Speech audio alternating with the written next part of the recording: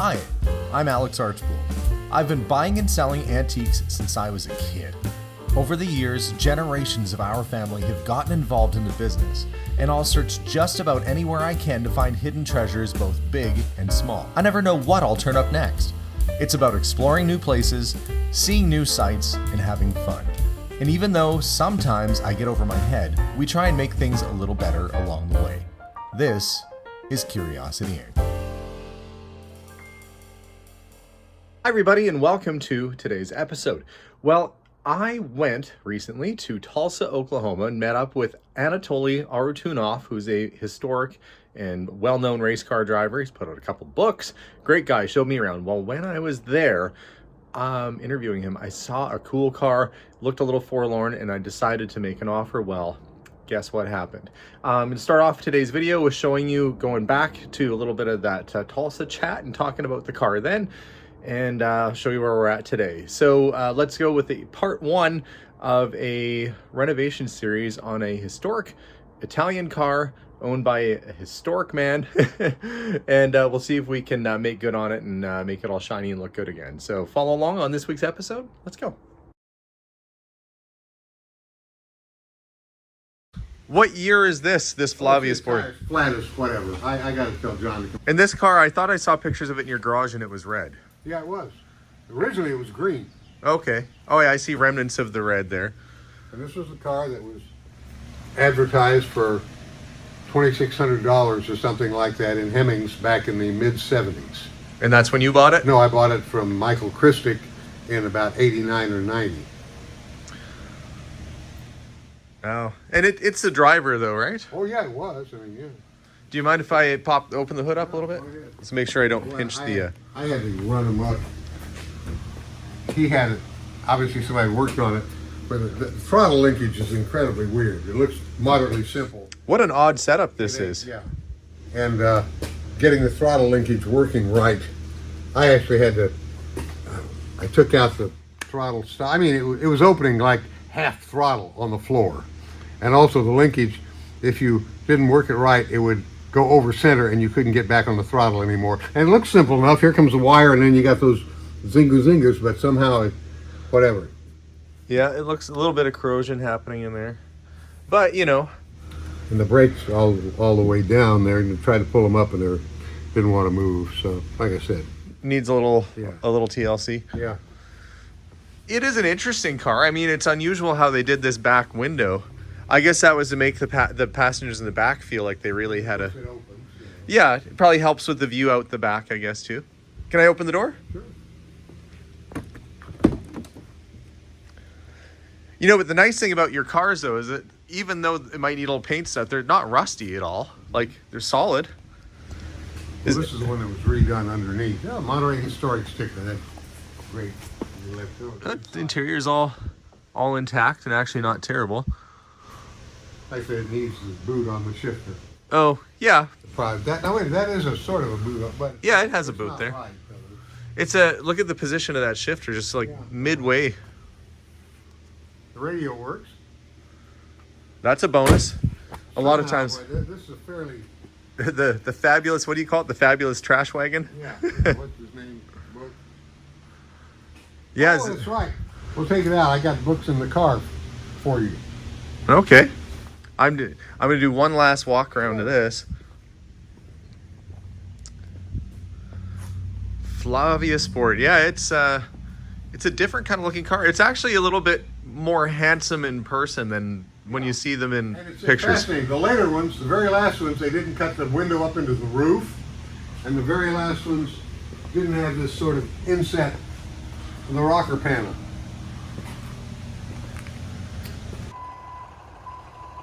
Well, and there it is.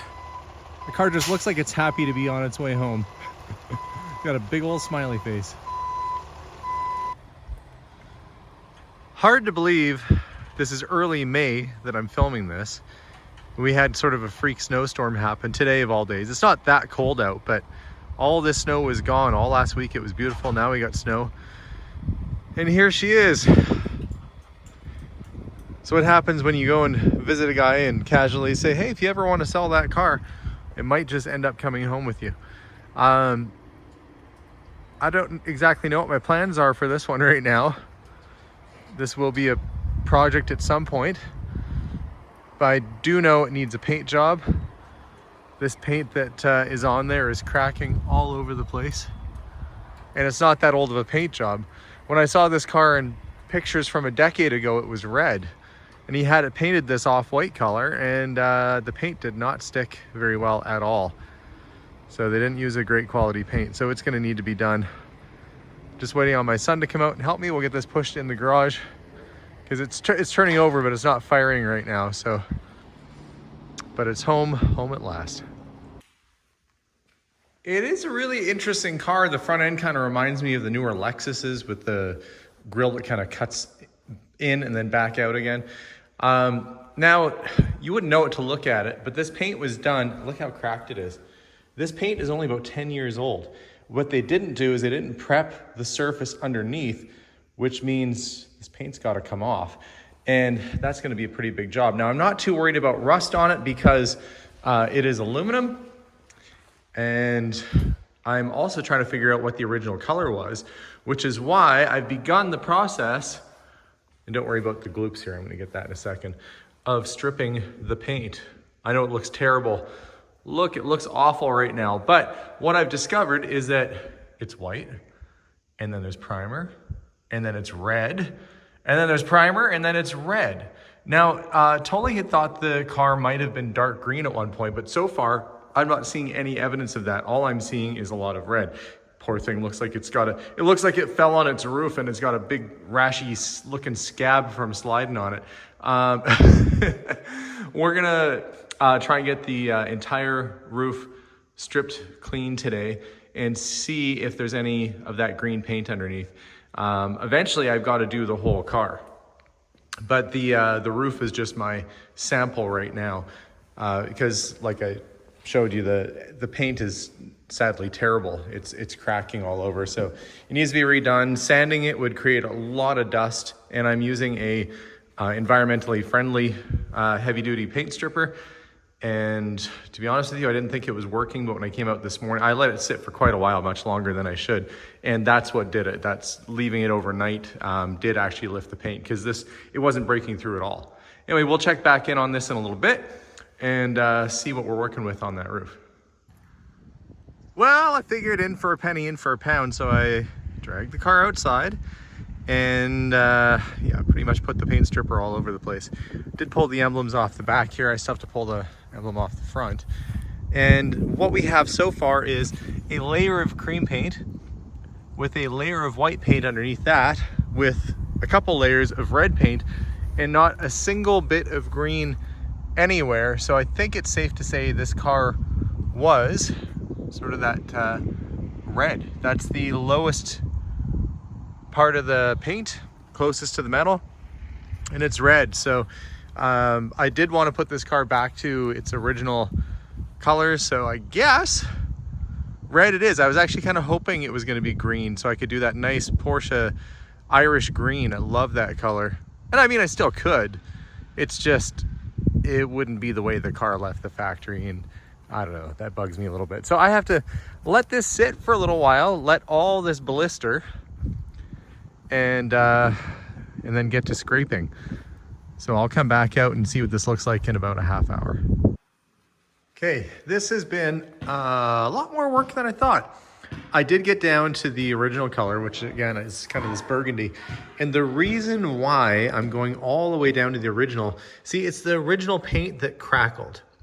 It's lacquer crackle, and it's common on old cars, but what they did is they repainted it red. They went with a slightly different red, and then somebody tried to fix it because the cracks were coming through, and they just put a skim coat of Bondo over top of the whole car.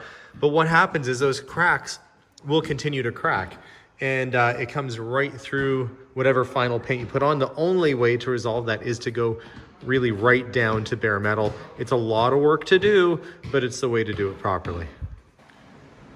Well, I figured it was time for kind of an update. This is the second day I've been working on this car, and it's not going as well as planned. The paint stripper is somewhat effective, but it turns it into kind of like a goopy soup. And as it turns out, there's about 9 layers on this car between the white, the primer, another coat of white, another primer, a red, another primer, red, another primer, and then red. And yet, oh gosh, that's way more than 9 actually. We're we're dealing with a lot of paint. In fact, the paint was so thick in places that I had to resort to a wood chisel. I know this sounds crazy, but to get the paint loosened up in certain spots, I've been very carefully kind of chiseling that away. And there were spots where it was so thick, it was like probably 1/4 of an inch thick. Look at that, it's coming off like I'm whittling the car away. But that's not even down to the metal yet. So got a lot of work ahead of me. I'm returning one of the jugs of paint stripper I bought. I'm gonna go buy hopefully a stronger version that might work, because I still have all the sides of the car to do, and it's turned out to be a much bigger job than expected. That said though, once I get down to the metal and I get through all those final cracks that were there, the body's great. There's obviously no rust because it's aluminum, but there's no dents. There's no issues. Really, this whole car suffered many bad paint jobs because that original paint job failed. And instead of stripping it the first time and fixing it proper, they patched, puttied, and repaired for years and years and years. I've probably taken, I kid you not, probably about 110 pounds of material off of just the roof, the hood, and the trunk. It's a huge amount of material that came off because of how much filler and paint was on here. It's gonna make this car a whole lot lighter and will present a whole lot better with a good paint job. So off I go to get some other paint stripper that'll hopefully work a bit better. And once it's not raining out, which it is right now, I can take it outside and actually begin sanding it. So here I go. Oh my gosh, guys, I can't tell you how much work it was to get it to this point. It's been 4 days since that last segment that I shot to get the majority of the car down to bare metal. Now there's a couple spots where I thought, oh, there must have been some accident damage on the front there. But as I look around the car, there's a couple spaces where you can see they've kind of patched or put pieces on. And I think that's the like inner fender where they've done some welding and stuff. That's just how they assembled it. So it's gonna be really difficult. Well, I wouldn't be able just to polish this out and leave it like that, even though it's kind of DeLorean-ish. It is going to have to be repainted, sadly.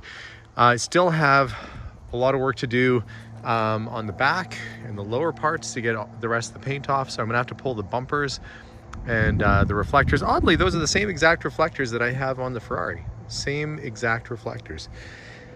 Like I said, there was probably a lot of things that cross over to other cars, but this was a lot of work. And oh look, there's my dog. He blends right in. You blend in, Chewy. He's just looking around being a dog. I, on the other hand, I'm going to go inside and see if I can get the wrenches and maybe get these bumpers off. It is getting rather late. It's nearly 8 p.m. I don't know if I want to do much more today. I got quite burnt on my arm from earlier, so maybe I should call it a day today, but there's still so much to be done. But that is a lot of good progress. Okay, well, I thought I'd give you guys an update and let you know where I'm at with the car. I got all the paint stripped off pretty much everywhere. Really big job, as you can imagine. It's a big job enough when there's only a couple layers, let alone the 12 or so that I was dealing with on this. But that is all done. I got the lower part of the doors done, and I've actually started to get some of the filler put on the vehicle. It's raining outside today, so I can't take it out to do any kind of sanding outside, and I don't want to do it in here because, well, this garage isn't really built for that. But I do have some filler started on the roof. Unfortunately, I thought I'd be able to maybe polish this car up like an Airstream trailer, but the way they manufactured it, the way they built it, it just had a lot of little dings and dents and spots, hammer marks and stuff. So it will get painted again. But again, no rust, solid as a rock. And you can see the rockers, everything's good on it because it's aluminum. And when I had it up on the lift, it is absolutely solid underneath there as well too. So it's a good car, good bones to this car, and definitely worth doing. I'll show you in more detail what I've been up to. So the goal today, I'm working on all these sort of fender lines, getting all the remnants of paint out of there. I have to get the inner, I guess what would you call this, like a well, the space inside the hood here, the channels all cleaned out, and get that prepped so I can eventually paint it. Same with around the grill. Now I did end up going the other day, and I've got some of the filler in place. They're just basically waiting for me to sand it down. This will be the first coat of many. I picked up some of the paint. This is going to be for the door jambs and for the channels. I'll do all that first, and I can take it into an actual paint shop and get it sprayed. I went with a Ferrari color, which is Rosso Corsa, or Racing Red. And this car was actually painted this color at one point. The original red was a little bit darker than that, but not by much. So I think that'll do it. But let's see if I can get this door opened up. Took the handle off, so to kind of poke my finger through there. I've been prepping and sanding all the areas that are gonna need, actually I haven't sanded that yet. I've been just stripping the paint off. All the areas is gonna need to be sanded next before I can paint, and I have to do that all in the red. So lots of work done, lots more to go. Oh, there you can see remnants of that red paint that it was.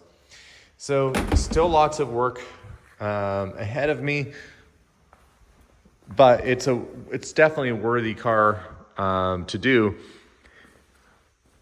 And my friend Scott came over and had a look at it. He said he can say that he's never seen another car that looks like this one. And that's very true. It is a different kind of vehicle. But that's what I like. I like the oddball stuff. So back to sanding I go. Oh boy, okay. Well, the car is definitely coming along. It is such an odd looking machine too. Look at the windows on the back here, curved up this like the side of a 90s Bronco. The back window, I've disconnected it, but it actually raises and lowers. I don't know if I can get in there to show you. It has a power window motor, and it goes up and down. It's on a hinge, which is handy because it's giving me a chance to clean all those channels out. Not quite done with that back window, but I do have to get all the channels all cleaned up. The shifter, I think I pointed that out before. It's like on the dash almost. And this is a front wheel drive car. Let me come around to the front. I feel overall like I'm doing a decent job. I mean, the other shops were professional and they didn't take it down this far and get to the root of the problem. Where's the engine? My friend came over and he said, I've never seen a car that, you know, when you open the hood, the first thing you see is the brake master cylinder. It's like the centerpiece, but the engine's actually down there underneath all that stuff. It's a flat four, kind of like a Porsche, and it's a front wheel drive. So it's a really weird configuration. But I guess that's how they did it. It's a kind of an ingenious little car. I like that it's got the BARC racing decals on the glass events it had been at. So I do like it. It's unusual in the way that the Citroen SM I had was unusual. This is a fair bit more rare than that though, but just a neat little thing. Okay, I figured I'd tell you this before I forgot. This past week of working on this car has kind of put my back out. Now, I get a bit of sciatica. Actually, it's pretty bad. Not complaining. A lot of people get it. But here's what happened to me today. So I'm still trying to work, and if you've ever had your back go out and it hits that nerve back there, it's like a knife in your back. It's like electrocution. So imagine this. I have the door open. I have the black paint. See, the can's still there from this just happening. I have the can of paint out, and I'm sitting there painting, and the nerve hits and it's like being electrocuted. So normally you're just like, ah, but when you have a paintbrush full of paint in your hand, you involuntarily like convulse. So I had this black paintbrush in my hand, and I was midway through painting some brushstroke going up, and it hit me, went all over the place. I got it on my hands, I got it on my clothes, I had to go change. I got it on my pants, and all over the floor, and it was a bit of a mess. So I had to go shower and clean all that paint and everything off of me, and I'm still a little bit covered in it. So yeah, lesson learned. When you're having spasming back problems, maybe don't hold a paintbrush loaded with black paint or any color paint, because you're bound to make a mess. That said though, the car is nearly ready for paint. I've got, you have to do lots of different coats of filler to get this right. You do it first, and you do it again, and then you kind of go over. And what I do is I take a pencil and I circle any kind of low spots, and then I kind of build it up. And so that's what this is. That's me finding, oh, there it is right there. The spots that needed a little bit more filler. We'll bring them up. Plus I've got to do the engine bay and inside the doors, but I feel like that's enough for tonight. I'm going to get back at it tomorrow, but very soon I'll be getting the paint on. I mean, I've already started doing some of the paint on the inside of the door to touch up where the satin black was. And the next step will be the red. So I'm quite excited about that, but I want to make sure it's just right before I do. And that's where all the prep is going to be. So that's it for me today, and we'll get back at this tomorrow. The other thing is I talked to my friend Raymond, who's helped me out in the past. He's an interesting car guy. He fixes old European cars here in town. And we're going to try and get this thing tuned up, because right now it will start and it will run. It doesn't stop because the master cylinder is acting up, or it's not acting up, however you want to look at it. So we got to redo that. But I had this out on the driveway, and it had idling, and it would kind of rev up and rev down. One of the carbs isn't syncing properly, and it backfired really, really loudly. Melissa was on our ring camera. She jumped. Ah! I got the paintbrush, and she's jumping from this car backfiring. And we ran into our neighbors yesterday when I was walking down to check the mail. And he said, I thought maybe there was a gunshot or something, but then I heard you guys talking normally afterwards, so I knew it wasn't anything bad. And I said, yeah, it's likely if you hear a gunshot, I've done something to anger Melissa. But that aside, I'm going to call it a night, guys. So I guess this will be like maybe part one of this video with the car coming home, me doing some of the work on it. And then we'll do a part two where I continue on the body work and start applying the red paint, which I'm very excited about. So guys, thank you very much for watching this little series so far. I know I've done a lot of car series in the past, and some I have finished, and most I finished. A couple I haven't, because I kind of got to the point where I was like, man, if I keep investing money, I'm going to lose money. So I cut my losses and got rid of it, like the Alfa Romeo convertible. We did a lot of good work to that car. Actually, I should say Shane and Barb did a lot of good work to that car.